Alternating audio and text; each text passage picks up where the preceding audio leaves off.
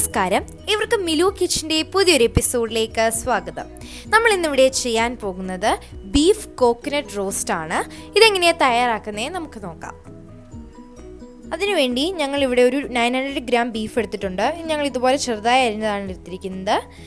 ഒരു 2 സവാള, കുറച്ച് കരിവേപ്പില, ഒരു 5 പച്ചമുളക്, ഒരു ചെറിയ തക്കാളി, ഏകദേശം ഒരു 25 ചെറിയുള്ളി. പിന്നെ നമുക്ക് വേണ്ടത് ഒരു 2 ടേബിൾ സ്പൂൺ ഇഞ്ചി വെളുത്തുള്ളി ചതച്ചത്.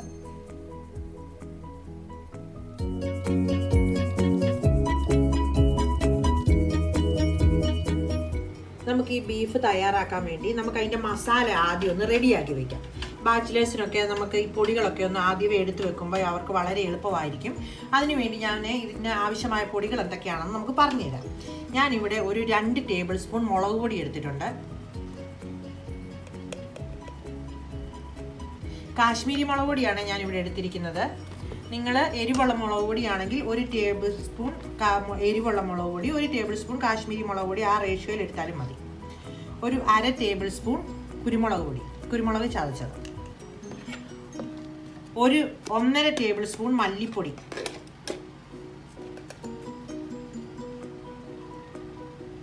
നമുക്ക് ഇനി ഇതിലേക്ക് ഒരു 1/2 ടേബിൾ സ്പൂൺ ഗരം മസാലയും കൂടെ ചേർത്ത് കൊടുക്കാം. ഇത് ഞാൻ പട്ട, ഗ്രാമ്പു, ഏലക്ക, കച്ചോല, ഇതെല്ലാം കൂടെ, പെരുംജീരകം, ഇതെല്ലാം കൂടെ ചേർത്ത് പൊടിച്ച് വെച്ചതാണ്. അത് നമുക്ക് ഒരു 1/2 ടേബിൾ സ്പൂൺ ചേർത്ത് കൊടുക്കാം. ഒരു 1/4 ടീസ്പൂൺ കായപ്പൊടി ചേർത്ത് കൊടുക്കണം. അതിനുശേഷം ഇത് നമ്മൾ വെളിച്ചെണ്ണയിലാണ് ബീഫ് റോസ്റ്റ് റെഡിയാക്കുന്നത്. അതാണ് അതിൻ്റെ ടേസ്റ്റ്. ഇപ്പോൾ വെളിച്ചെണ്ണ ഇല്ലാത്തവർക്ക് സൺഫ്ലവർ ഓയിൽ ഉപയോഗിച്ച് തയ്യാറാക്കാവുന്നതാണ്. ഇത് നമ്മൾ കുറച്ച് വെളിച്ചെണ്ണ ഒഴിച്ചു കൊടുത്തിട്ട് നമുക്ക് ഈ പൊടികളെല്ലാം കൂടി വെളിച്ചെണ്ണയിലൊന്ന് മിക്സ് ചെയ്യണം. ഈ പൊടികളെല്ലാം നല്ല വെളിച്ചെണ്ണയിൽ ഇത് നല്ല മിക്സായിട്ട് വന്നിട്ടുണ്ട്. ഇതുപോലെ നമ്മൾ ഈ ഒരു രീതിയിൽ ഈ പൊടികളെല്ലാം ഈ എണ്ണയിലൊന്ന് മിക്സ് ചെയ്ത് വെക്കണം. ഇനി നമുക്ക് ബീഫ് ഉണ്ടാക്കാനായിട്ട് നമുക്ക് കുക്കർ എടുത്ത് വെക്കാം. നമുക്ക് ഈ കുക്കറിലേക്ക് കുറച്ച് വെളിച്ചെണ്ണ ഒഴിച്ചു കൊടുക്കാം. ഇത് വെളിച്ചെണ്ണയിലാണ് നമ്മൾ ബീഫ് തയ്യാറാക്കുന്നത്. അതാണ് അതിൻ്റെ അതിലേക്ക് നമുക്ക് ഒരു 1/2 ടീസ്പൂൺ കടുക് ചേർത്ത് കൊടുക്കാം. കടുക് ഒന്ന് പൊട്ടി വന്നതിന് ശേഷം നമുക്ക് ഇതിലോട്ട് നമ്മൾ കുറച്ച് തേങ്ങാക്കൊത്ത് ഞാൻ ഇവിടെ എടുത്ത് വെച്ചിട്ടുണ്ടായിരുന്നു. അത് ഞാൻ കാണിക്കാൻ മറന്നുപോയി. നമ്മുടെ മെയിൻ ഒരു ഇൻഗ്രീഡിയൻ്റ് ആണ് തേങ്ങാക്കൊത്ത്. പക്ഷേ ബാച്ചിലേഴ്സ് ആയിട്ടുള്ള നിങ്ങളുടെ ചിലപ്പോൾ കാണത്തില്ലായിരിക്കും. ഇല്ലെങ്കിൽ നിങ്ങൾ വിഷമിക്കേണ്ട, അതിട്ടില്ലെങ്കിലും കുഴപ്പമില്ല. ഉണ്ടെങ്കിൽ എടുത്തിടുക. കടുക് പൊട്ടി വന്നിട്ടുണ്ട്. അതിലോട്ട് നമ്മൾ അരിഞ്ഞു വെച്ചിരിക്കുന്ന തേങ്ങാക്കൊത്ത് ചേർത്ത് കൊടുക്കാം. തേങ്ങാക്കൊത്ത് നന്നായിട്ട് ഒരുവിധം മൂത്ത് വന്നിട്ടുണ്ട്. ഇതിലേക്ക് നമ്മൾ അരിഞ്ഞു വെച്ചിരിക്കുന്ന സവാള, ചെറിയ ഉള്ളി ചേർത്ത് നമ്മൾ ഉള്ളിയും പച്ചമുളകും എല്ലാം ഇട്ട് കൊടുത്തിട്ടുണ്ട്. ഇത് നമ്മൾ മെയിനായിട്ട് ഇതിൻ്റെ അകത്ത് ഒരു ടേസ്റ്റ് കിട്ടുന്നതെന്ന് പറഞ്ഞാൽ ഇതിൻ്റെ ചെറിയ ഉള്ളിയാണ്.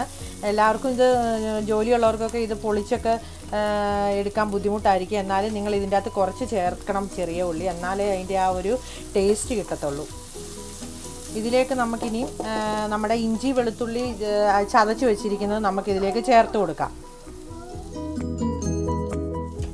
ഉള്ളിയൊക്കെ നമ്മുടെ ചെറുതായിട്ട് വഴണ്ട് വന്നിട്ടുണ്ട്. ഇതിലേക്ക് നമ്മൾ എടുത്തു വെച്ചിരിക്കുന്ന തക്കാളി ഇപ്പം ചേർത്ത് കൊടുക്കാം.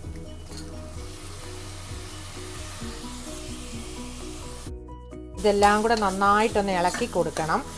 ഇതിലേക്ക് നമുക്ക് ഇനി ആവശ്യത്തിനുള്ള ഉപ്പ് ചേർത്ത് കൊടുക്കാം.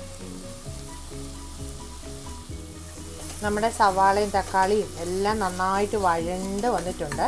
ഇതിലോട്ട് നമ്മൾ എടുത്തു വെച്ചിരിക്കുന്ന ആ മസാല പൊടികളെല്ലാം കൂടെ നമ്മൾ എണ്ണയിലിട്ട് ചേർത്ത് വെച്ചിരിക്കുന്ന നമുക്കിപ്പോൾ ഇതിലോട്ട് ചേർത്ത് കൊടുക്കാം.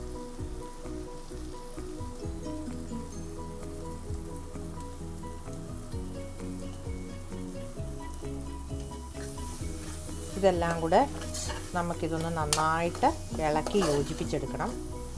ഒന്ന് വഴറ്റണം, ഒന്ന് മൂക്കണം പൊടികളെല്ലാം.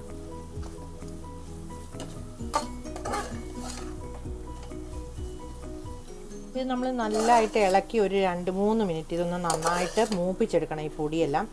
നമ്മുടെ മസാല ഈ രീതിയിൽ വേണം, പൊടികളെല്ലാം കൂടെ മസാലയെല്ലാം കൂടെ ചേർന്ന് നമ്മുടെ ഇത് ഈ രീതിയിൽ വേണം വരാൻ. ഇത് നമ്മൾ നന്നായിട്ടൊന്ന് മൂപ്പിച്ചെടുക്കുക. അതിനുവേണ്ടി ഞാനൊരു 2-3 ടേബിൾ സ്പൂൺ വെള്ളം ചേർത്ത് കൊടുക്കുവാണ്.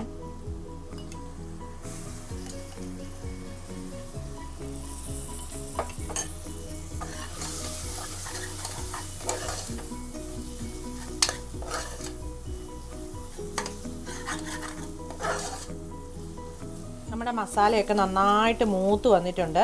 നമ്മുടെ മസാല ഈ രീതിയിൽ വേണം മസാല മൂത്ത് നല്ല കളറായിട്ട് വരാൻ വേണ്ടി. നിങ്ങൾക്ക് അതിനാവശ്യമായ രീതിയിലുള്ള ഇപ്പോൾ ചിലർക്ക് എരിവ് കുറവ് വേണമെങ്കിൽ കുറച്ച് മുളക് പൊടിയും, എരിവ് കൂടുതൽ വേണ്ടവർ നന്നായിട്ട് ഇച്ചിരി കുരുമുളക് പൊടിയൊക്കെ ഇതിൻ്റെ കൂടെ എക്സ്ട്രാ ചേർത്ത് കൊടുക്കുക.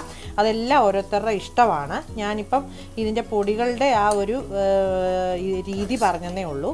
അപ്പോൾ ഓരോരുത്തരുടെ ഇഷ്ടാനുസരണം നിങ്ങൾക്ക് അതെല്ലാം മാറ്റി ചേർക്കാവുന്നതാണ്. പൊടിയൊക്കെ മൂത്ത് നല്ല എണ്ണ തെളിഞ്ഞു വന്നിട്ടുണ്ട്. ഇനി നമുക്കിതിലേക്ക് നമ്മൾ കഴുകിയെടുത്ത് വെച്ചിരിക്കുന്ന ബീഫ് ചേർത്ത് കൊടുക്കാം.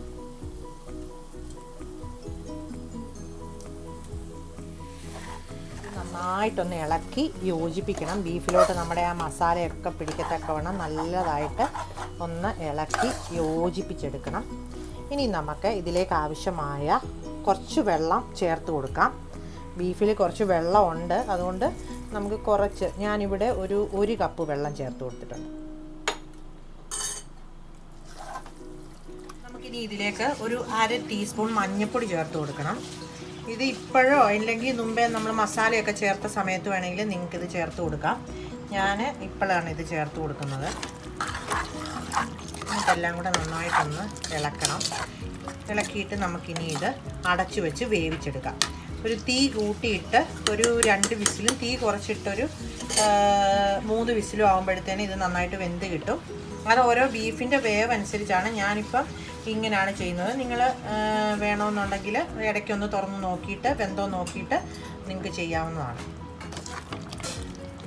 നമുക്കിനി ഇതിലേക്ക് നമുക്കൊരു 2-3 ബേ ലീഫ് ചേർത്ത് കൊടുക്കാം. നിങ്ങളുടെ കയ്യിലുണ്ടെങ്കിൽ ചേർത്താൽ മതി.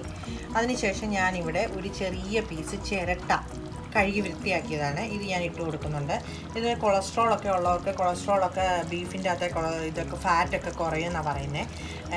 എൻ്റെ മമ്മി പറഞ്ഞു തന്നിട്ടുള്ളതാണ്. ഞാൻ എന്തായാലും ഇവിടെ ചെറിയൊരു പീസ് ചേർത്ത് കൊടുക്കും.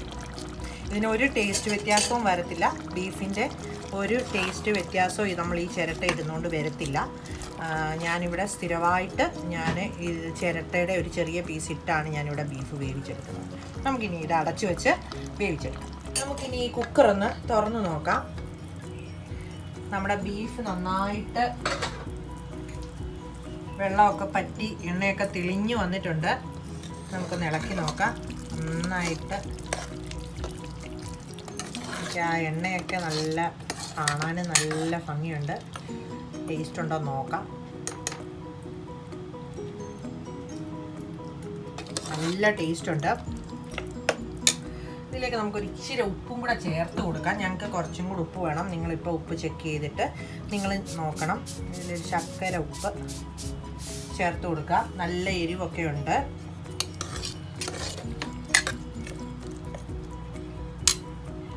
ഇത് ഞാൻ ഇപ്പോൾ ഒരു 1/2 ടീസ്പൂൺ പെരിഞ്ചീരകം ചേർത്ത് കൊടുക്കുന്നുണ്ട്. പെരിഞ്ചീരകം പൊടിച്ചതാണേ. ഒന്ന് ചേർത്ത് കൊടുത്ത് നമുക്ക് ഇളക്കി യോജിപ്പിച്ച് നമുക്ക് ചോറിൻ്റെ കൂടെയൊക്കെ നന്നായിട്ട് കഴിക്കാവുന്നതാണ്.